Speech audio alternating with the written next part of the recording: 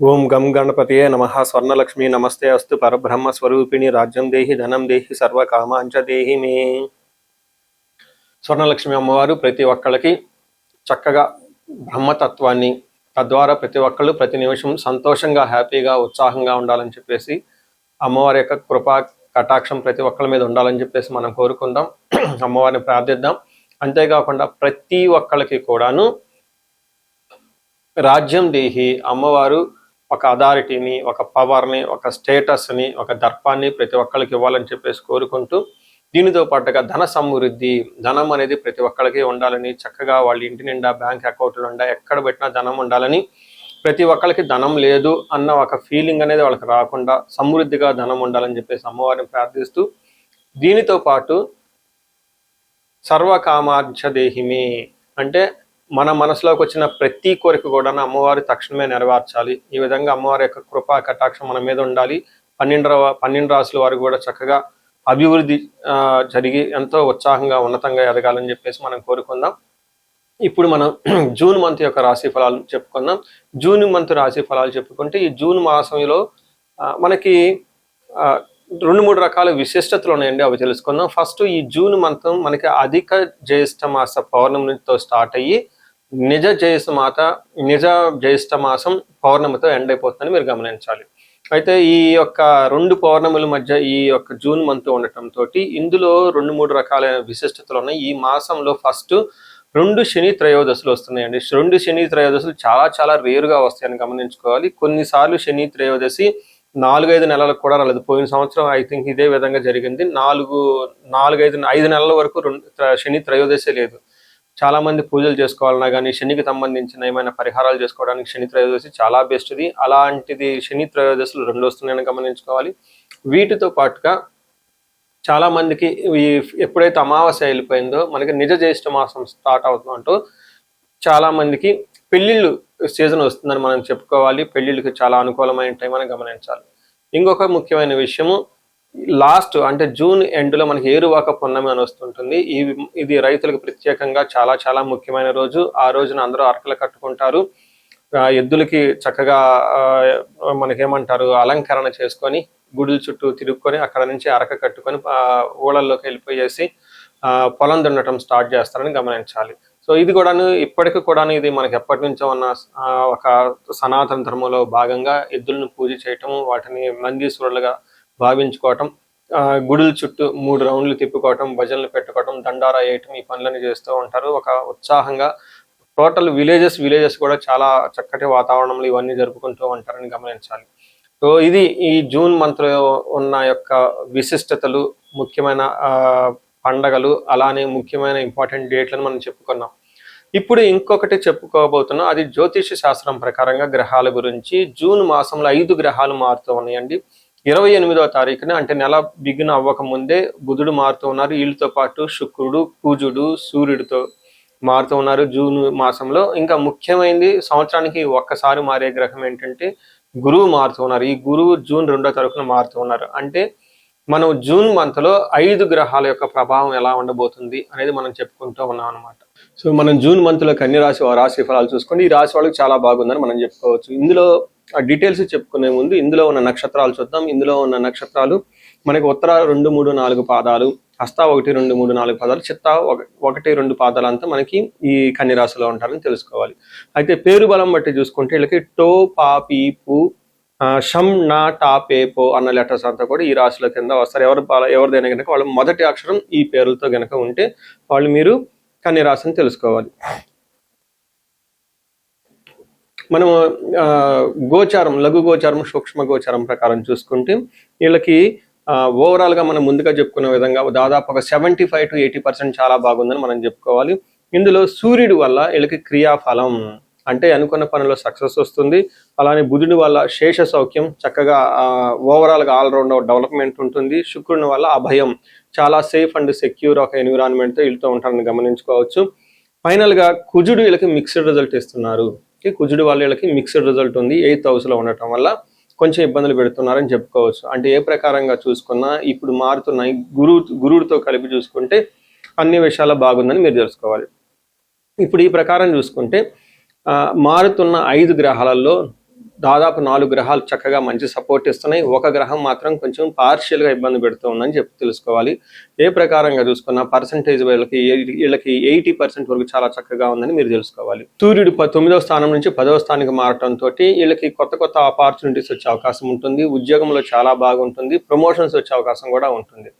మనకి ఫస్ట్ సంస్కృతంలో మన మహర్షులు ఏమన్నారు చూసి తర్వాత దానికి రియల్ ఎలా అప్లికేషన్ చేయాలి, ఎలా ఉంటుందో మనం చూద్దాం. ముందు శ్లోకం చూద్దాం. సూర్యుడు 10వ స్థానంలో ఉంటే ది గుడ్ ఎవరు చెప్పారంటే మనకి పురాతనమైన జ్యోతిష శాస్త్ర గ్రంథాల్లో వివరించడం జరిగింది. ఏమని చెప్పారు? అది సంస్కృతంలో చెప్పబడింది. ఏమని? అర్ధసిద్ధి సదా ఆరోగ్యం బంధుమిత్ర సమాగమ రాజదర్శనం సుసల్లాఫౌ సుసౌఖ్యం దశమే రవి అని మనకి సంస్కృతంలో వివరించడం జరిగింది. దీని మీనింగ్ ఏంటి? అర్ధసిద్ధి అంటే ధనం వస్తుంది. ఇప్పటిదాకా ఎక్కడైనా ధనం మీకు ఆగిపోయి అంటే చక్కగా ధనం వస్తుంది ఇదే టైంలో. సదా ఆరోగ్యం, ఇప్పటిదాకా ఎవరికైనా అనారోగ్యంతో బాధపడుతున్న వాళ్ళకి చక్కగా ఆరోగ్యం వచ్చే అవకాశం ఉంటుంది. బంధుమిత్ర సమాగమ, బంధువులతోటి లేదా మిత్రులతోటి చక్కగా ఇష్టాగోష్ఠులు చేసుకోవటం, మీటింగ్ అవటం, వాళ్ళని కలవటం, కలిసి బయటికి వెళ్ళటం, అలా సరదాగా ఉండే అవకాశం ఎక్కువగా ఉంటుంది. అంతేకాకుండా రాజదర్శనం సుసల్లాఫౌ అని చెప్తారు.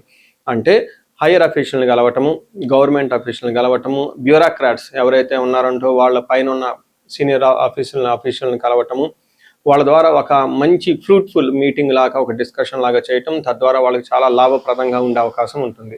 సో చూశారు కదండి, ఈ టైంలో చాలా మందికి ఎవరికైతే ఇప్పటిదాకా జాబ్ లేదో అన్ఎంప్లాయీస్ ఎవరైతే ఉంటారో వాళ్ళకి ఖచ్చితంగా జాబ్ వచ్చే ఒక మంచి టైంలో ఉంటుంది. లేదా కొంతమందికి జాబులు పోయి ఉంటే కనుక మళ్ళీ ఈ టైంలో జాబ్ వచ్చే అవకాశం ఉంటుంది. వీళ్ళకి వచ్చే ఒక 60 days చాలా బెస్ట్ టైం అని మనం తెలుసుకోవాలి. గుర్తుపెట్టుకుని డేట్లు జూన్ 15 నుంచి ఆగస్టు 15 వరకు ఆల్మోస్ట్ 2 months చాలా చక్కగా మంచి సూర్యుడు బాగా సపోర్ట్ ఇస్తున్నారు అని తెలుసుకోవాలి. అయితే కుజుడు మనం చెప్పుకున్న విధంగా కొంచెం ఇబ్బంది పెట్టే విధంగా ఉన్నారు. కుజుడు వీళ్ళకి 8వ స్థానంలో ఉన్నారు. 8వ స్థానంలో కుజుడు ఉంటే మిక్స్డ్ రిజల్ట్ మనకి అని వస్తుంది, మిశ్రమ ఫలితాలు ఉంటాయని తెలుసుకోవచ్చు. ఏ ప్రకారంగా అంటే ముందు శ్లోకం ఎలా ఉందో మనం చూసుకొని ప్రవాస కార్య హాని సాత్ కసారోగ పీడనం స్థాననాశనం రుణచ్ఛేద అష్టమస్తేద్ భవేద్ భృగు అంటారు. అష్టమస్తేద్ భవేద్ ధారాసుతే అంటే కుజుడు అని. కుజుడు 8వ స్థానంలో ఉంటే ఏమవుతుంది? ప్రవాస అంటే అవుట్ స్టేషన్లో అవకాశం ఉంటుంది. ఉన్న ఊళ్ళ నుంచి దూర ప్రయాణాలు చేసే అవకాశం ఉంటుంది. అక్కడ కొంతకాలం ఉండే అవకాశం ఉంటుంది. కార్యహాని సాత్ అంటే పనులు చేస్తే అందులో సరైన రిజల్ట్ రాకుండా ఇబ్బంది పడే అవకాశం ఉంటుంది. కాస రోగ పీడనం అంటే విపరీతంగా దగ్గు వచ్చే అవకాశం ఉంటుంది తెలుసుకోవచ్చు. స్థాననాశనం, కొంతమంది పదవులను కోల్పోయే అవకాశం కూడా ఉంటుంది. కుజుడు కొంతమందికి ఇబ్బంది పెట్టే అవకాశం ఉంటుంది. ఒక పక్క సూర్యుడు ప్రమోషన్స్ ఇస్తూనే బట్ ఇంకొక చోట కొంతమందికి వాళ్ళ కుజుడు సరిగా లేకపోతే ఉన్న పొజిషన్లో లేదంటే జాబ్లో ఇబ్బందులు పడే అవకాశం ఉంటుందని గమనించుకోవాలి. అండ్ ఫైనల్గా అండ్ మోస్ట్ ఇంపార్టెంట్ శుక్రుడు 11వ స్థానంలో ఉండటం చాలా విశిష్టతనిస్తుంది. ఏ ప్రకారంగా వస్తుంది? పుష్టిం కాంతిం తదా ఇష్టకార్య సాధనం క్షీరాన్న భోజనం శుక్రాత్ ఏకాదశి గతే అంటారు. అంటే శుక్రుడు 11వ స్థానంలో ఉంటే క్షీరాన్న భోజనం, చక్కగా మంచి భోజనం చేస్తూ ఉంటారు. ఇష్టకార్య సాధకం, అనుకున్న పనులన్నీ సాధించుకుంటూ ఉంటారు, కాంతివంతంగా ఉంటారు, చక్కగా ఉంటారని చెప్పుకోవచ్చు. సో చూశారు కదండి, మనం ఈ యొక్క రాసులు ఇంకా బుధుడు కూడాను చాలా చక్కగా ఫైనాన్షియల్ ప్రాస్పరిటీని, ఉన్నతిని, బిజినెస్ ట్రాన్సాక్షన్స్ని అప్పటిదాకా ఎక్కడైనా కనుక ఏదైనా విషయంలో ఆగిపోయి ఉంటే పనులు కాకుండా ఈ టైంలో అవి పుంజుకొని చక్కగా పురోగభివృద్ధి సాధించే అవకాశం ఉంటుంది. సో ఏ ప్రకారం చూసినా మీకు కన్యరాశి వాళ్ళకి వచ్చే ఒక 60 days చాలా బెస్ట్ టైము. అందులోనూ జూన్ ఇంకా బెస్ట్ టైం అని మీరు గమనించుకోవాలి. సో ఈ రాశి వాళ్ళకి కుజుడికి సంబంధించి ఆంజనేయ స్వామికి సంబంధించిన ఏదైనా శ్లోకం, హనుమాన్ చాలీసా, హనుమాన్ కార్యసిద్ధి మంత్రం చదువుకుంటే చాలా బాగుంటుంది. కుజుడికి సంపూర్ణ శాంతి పూజలు అని ఉంటాయి. ఈ సంపూర్ణమైన శాంతి పూజలు చేయించుకుంటే కుజుడి యొక్క అనుగ్రహం మీకు కలిగి టోటల్గా అన్ని ప్లానెట్స్ మీకు పరిపూర్ణమైన ఒక మంచి సత్ఫలితాలను ఇచ్చే అవకాశం ఉంటుంది.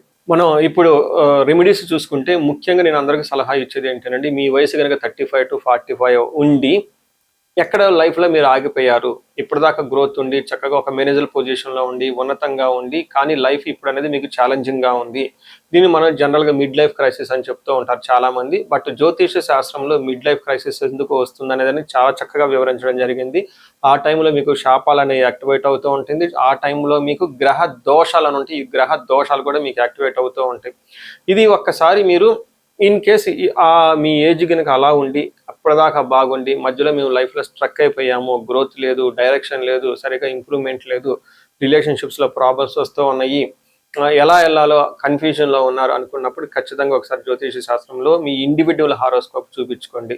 అందులో టోటల్ శాపాలు ఏమైనా ఉన్నాయో స్కాన్ చేసుకొని అవి ఇప్పుడు యాక్టివ్గా ఏమైనా ఉన్నాయో తెలుసుకోవడం చాలా చాలా ముఖ్యం. ఇప్పుడు దాకా మనం చెప్పుకున్న ఈ గోచార ఫలితాలు మీకు ఒక 30-40% మాత్రమే ఎఫెక్ట్ అవుతాయి.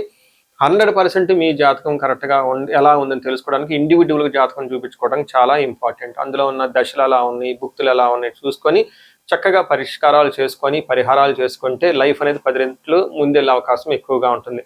చాలా మందికి ధనానికి ఇబ్బంది పడిపోతూ ఉంటారు. అప్పటిదాకా ధనం ఫ్లో ఉంటుంది, సడన్ గా ధనం ఫ్లో ఆగిపోయి ఉంటుంది. వాళ్ళు స్వర్ణలక్ష్మి విశేష హోమం చేయించుకోవటం, కుబేర పాశుపతం చేయించుకోవటం చాలా ముఖ్యం. దీనితో పాటు చాలా మంది భార్యాభర్తల మధ్య అన్యోన్యత అనేది లేకుండా చాలా ఇబ్బంది పడిపోతూ ఉంటారు. ఏదో ఉన్నామంటే ఉంటారు కాబట్టి ఈ యొక్క భార్యాభర్తల మధ్య గొడవ వల్ల ఇంట్లో అనేక రకమైన ప్రాబ్లమ్స్, మిస్అండర్స్టాండింగ్స్ వస్తూ ఉంటాయి. బంధువులు చుట్టాలతో కూడా ఒకసారి మీకు అంతా విలువ ఇవ్వకుండా పోతూ ఉంటారు. ఇలాంటి వాళ్ళు అన్యోన్య దాంపత్య పాశుపతం చేయించుకోవటము, లేదా విశ్వావసు గంధర్వరాజ మహా హోమం చేయించుకోవటం, విశేష హోమం చేయించుకుంటే జాతకంలో ఉన్న దోషాలు పోయి చక్కగా ఉంటారు. ఇవి కాకుండా ప్రతి ఒక్కరికి ఈ మధ్య అమెరికాలో ఉంటూ ఉంటారు, లేదంటే ఎన్ఆర్ఐలు చాలా మంది ఉంటారు. చాలా డైలమా ఉంటుంది, ఏ కెరీర్ వెళ్తే బాగుంటుంది, ఇండియాలో ఉంటే బెటర్గా ఉంటుందా, లేదంటే ఇండియా నుంచి ఫారిన్ వెళ్తే బాగుంటుందా, ఫారిన్ సెటిల్మెంట్ యోగం ఉంది, అసలు ఫారిన్లో ఎంతకాలం ఉంటాం, ఇలాంటి విషయాలు చాలా మంది ఈ వీసాల గురించి, గ్రీన్ కార్డుల గురించి, లేదంటే ఎంఎస్ చేయాలనుకున్న వాళ్ళకి చాలా కన్ఫ్యూజన్లో ఉంటారు. అలాంటి వాళ్ళు కూడా ఒకసారి జాతక చక్రం చూపించుకుంటే చాలా బాగుంటుంది. యూజువల్గా వీసాలు రావడానికి నేను మన్యు పాశుపత అభిషేకం విత్ రాహు గ్రహాన్ని శాంతులు ఎక్కువ చేస్తూ ఉంటాను. ఇలా రాహువుకి సంబంధించి మన్యు పాశుపతం చేస్తే వీటితో పాటు లక్ష్మీ గణపతి జపము, ఈ స్వర్ణలక్ష్మి జపం చేసుకుంటూ ఉంటే ఇక్కడ ఫారిన్లో ఈ వీసా ప్రాసెసింగ్ లేదంటే ఈ డాక్యుమెంటేషన్ వర్క్ అంతా చాలా చక్కగా ఫాస్ట్గా ఎలాంటి ఆటంకాలు లేకుండా అయ్యే అవకాశం ఉంటుంది. ఇది కాకుండా ఇంకా మీరు ఏమైనా ఇండివిజువల్గా మీకు ఛాలెంజెస్ ఉన్నాయి, హెల్త్ బాగలేదు, మహామృత్యుంజయ హోమము, ఇంకా ఏమైనా మీకు మీ యొక్క శత్రు బాధలు విపరీతంగా ఉన్నారు, చండీ హోమం చేయించుకోవటం, చండీ హోమంతో పాటు ఇంకా మీకు విపరీతంగా మిమ్మల్ని ఇబ్బంది పెట్టేసి మిమ్మల్ని భయభ్రాంతులు గురి చేసే వాళ్ళు ఎక్కువగా ఉన్నారు, బగలాముఖి జపము హోమము ఇవి చేయించుకుంటూ ఉంటే మీ చుట్టూ ఒక మంచి ప్రొటెక్టివ్ ఎన్విరాన్మెంట్ ఉంటుంది. సో ఈ మధ్యకాలంలో ఎక్కువగా నేను చండీ హోమాలు కూడా చక్కగా చేస్తూ ఉన్నాను. సాఫ్ట్వేర్ వాళ్ళకి, రాహు దశ నడిచిన వాళ్ళకి, రాహు అంతర్దశలు ఉన్న వాళ్ళు, ఇంకా నేను చాలా మందికి కాలసర్ప దోషాలు కూడా దగ్గరుండి చక్కగా నా ఆధ్వర్యంలో పూజలు చేపిస్తూ ఉన్నాను.